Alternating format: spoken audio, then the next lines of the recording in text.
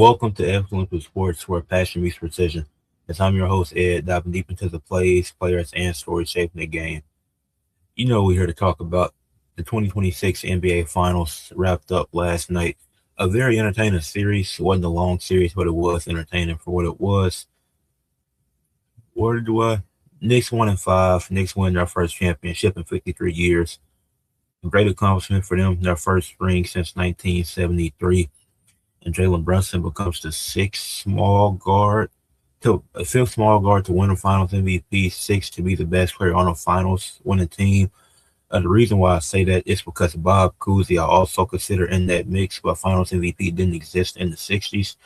Because I think Russell would have had six between 6 to 8 Finals MVPs. I do think Cousy would have had one for sure, but it didn't exist at the time. That's why sometimes I just clarify as best player on championship winning team, which Bob Cousy did have 1 year. So, but guys that did win Finals MVPs as it existed when they played, JoJo White, Tony Parker, Zeke, Steph, and now Brunson is on that list with those legendary players and small guards to win Finals MVP. If you didn't see the short I made earlier, I did talk about Becky Hammond's comments saying that Brunson can't be a 1A guy. And he was the one. There wasn't no 1A, 1B. He was the one for the Knicks. When they got Brunson 4 straight playoff appearances and got past the first round each time, I'm sure it'll be the same next year. I'd be surprised if they get eliminated early unless something drastically wrong happens. But yeah, in this Brunson era, it's been successful for the Knicks in playoffs each season, back-to-back conference finals. Got to the finals this year and won the NBA championship, led behind Jalen Brunson. And Jalen Brunson deservedly so won Finals MVP. He was spectacular in this series. His efficiency wasn't great, and I know that's been an argument many people have made. He was not efficient, but he was effective. His playmaking was really good. He was the primary ball handler, primary creator for this team. So he was creating a lot of looks for the likes of OG, for the likes of McHale, and he was seeing 2 to 3 bodies a night. But it requires him to take all these shots. He should, as he did through the series, shooting 20-plus shots each night. That's what he should have been doing, and he did that because he's the leading scorer on this team. That's where he thrives at, and we seen him in Game 5 have 45 points in a closeout game out of the team's 94 total points. They scored less than 100 points, and Brunson scored 45 of them, putting the team on his back, going on its own individual 10-0 run at one point in that game, being making his first 3 threes. I forgot what he shot from 3 in the game, but I do know he was 3 of 3 at one point in that game. Like Brunson was complete. He was amazing in the series in general. Like I said, he might not have been efficient, but he made big plays each game. Game one, Brunson, he makes 3 straight baskets in the fourth quarter. Late in the fourth quarter, the Knicks win that game. Game 2, he has 5 steals, and he's not got known for defense, but just reading passing lanes and getting a very crucial steal at the end of the game. Got 5 straight steals. Not straight steals. He got 5 steals in general, and the 1 steal, of course, end of the game when the miscommunication between Castle and Wemby. Game 4, just big plays late, whether it be playmaking, finding the open guy, finding McBride or somebody in Game 4. It was, and he made like 4 straight baskets in that one as well. And then Game 5, scoring 48% of the team's total points, scoring the 3rd most points in a closeout finals game in NBA history, and the most closeout points on a road game in NBA finals history, if I'm not mistaken. Please correct me if I'm wrong. But Jalen Brunson made history, and so did the Knicks. Like, he 14 to 27 from the field, 4-7 from 3, 13 to 15 from the free throw line. And then he ended up winning Finals MVP, as he should have.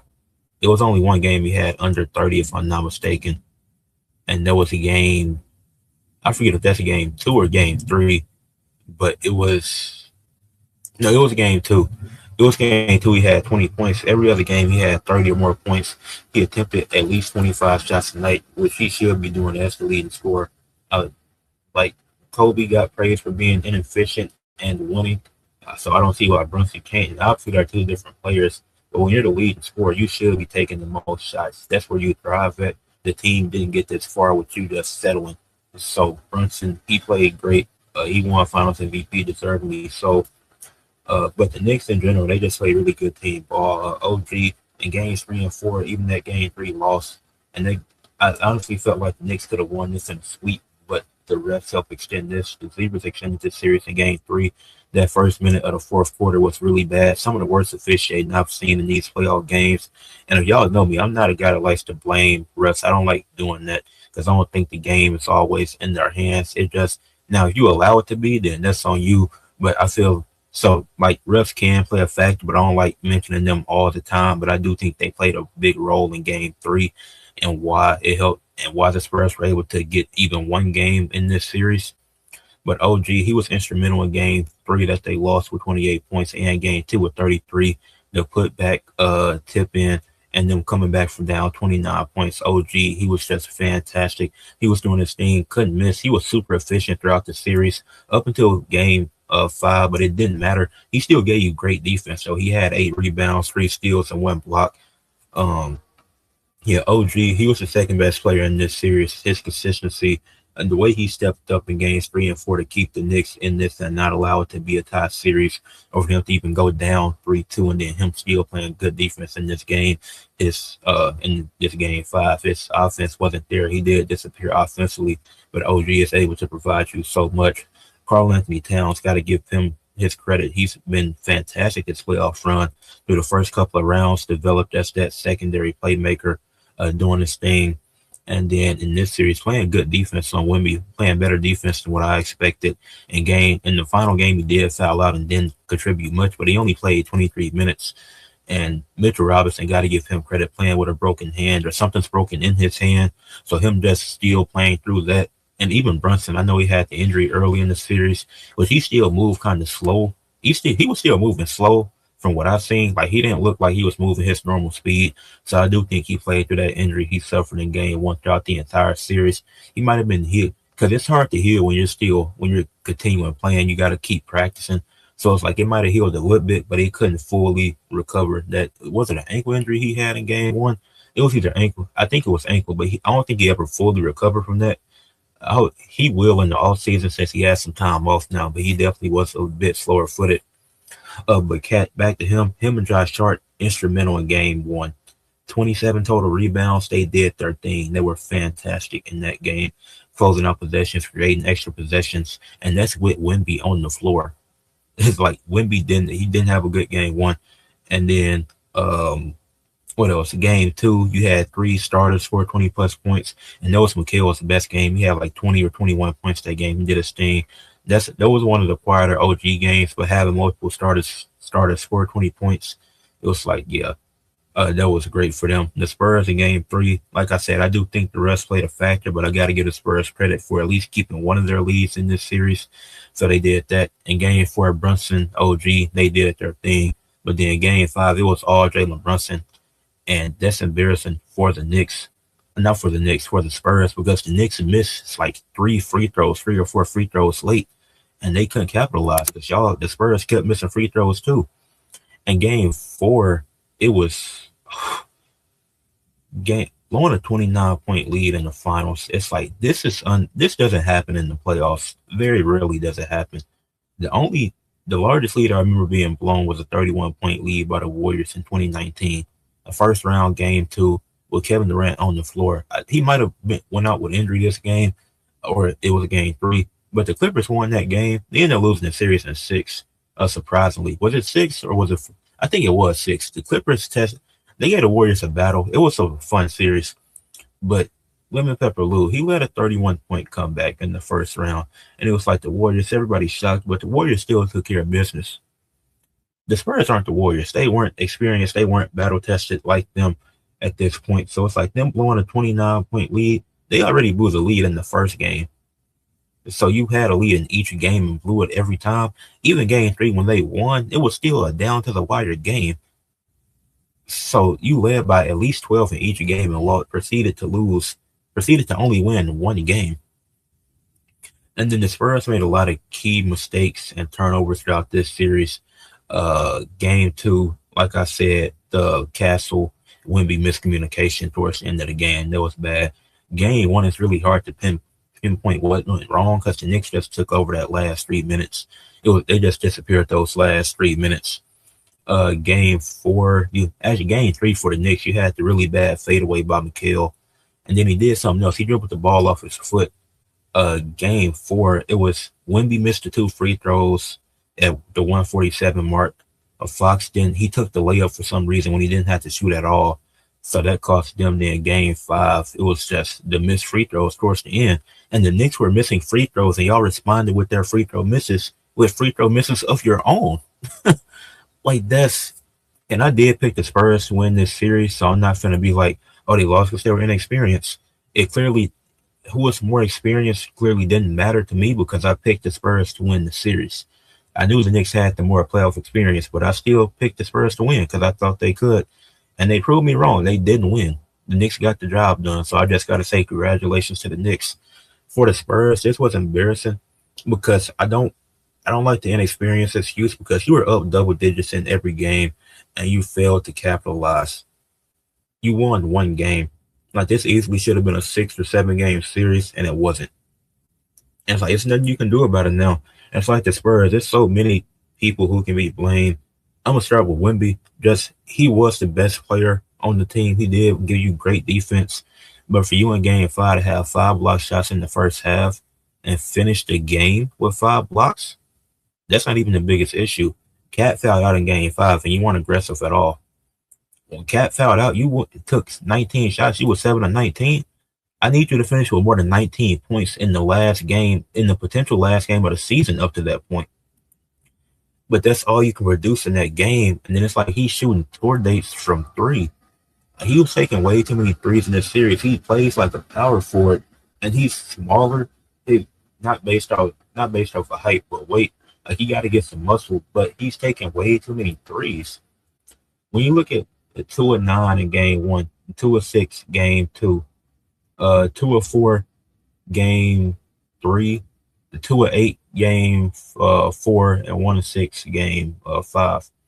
See, him going 2 of 4, that was his best shooting performance. And then if he's taking 3 to 4 threes a game, maybe even 5 if he's hot, I get that. But you're taking 7, 8 threes, and you're taking between 6 to 8 threes a night, and you're not hitting. Get in the paint some more. Like, you have Jose Alvarado on you. If you don't take advantage of that mismatch, like, the threes, it's just way too much.